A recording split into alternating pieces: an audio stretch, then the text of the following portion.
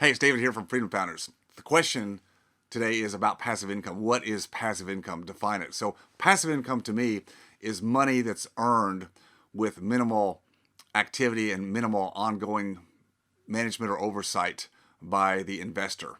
So examples of that could be putting money in the bank in a savings account, a CD, buying a T-bill, buying a bond, where rates of return are set and the investor just receives the interest. Could be dividends, could be royalties, but again, you put the money into something and you get the returns back without really any real effort on your part, other than just maybe filing your tax returns, right? Making deposits, if that's what you have to do there. There could be different levels of passivity, if you will. I do some of both. I definitely do invest money into funds where there's a manager that then invests that money into the actual assets and does the oversight and does the due diligence, and monitors the investments, decides which investments are good investments. As long as I trust that person, I know them well, and that's a key here. But as long as I do that, then I can be pretty passive and still get really good returns in real estate anyway.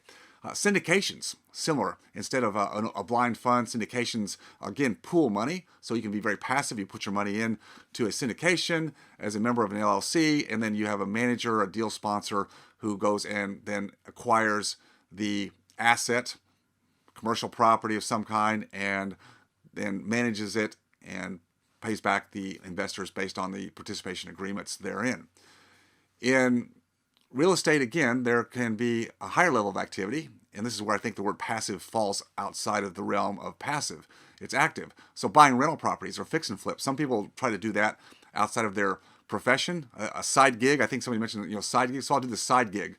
And as a side gig, if you're buying rental property or doing fix and flips, well, that's active. That's very active. And nothing wrong with that. Just realize it's not passive.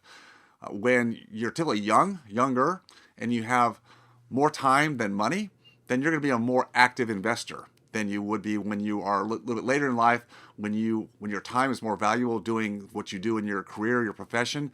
Then that's where you typically going to be more passive and look for ways to invest through other people and be a more passive investor. So that's the nuts and bolts of it as I see it today. Determining where you want to be on that scale of active to passive.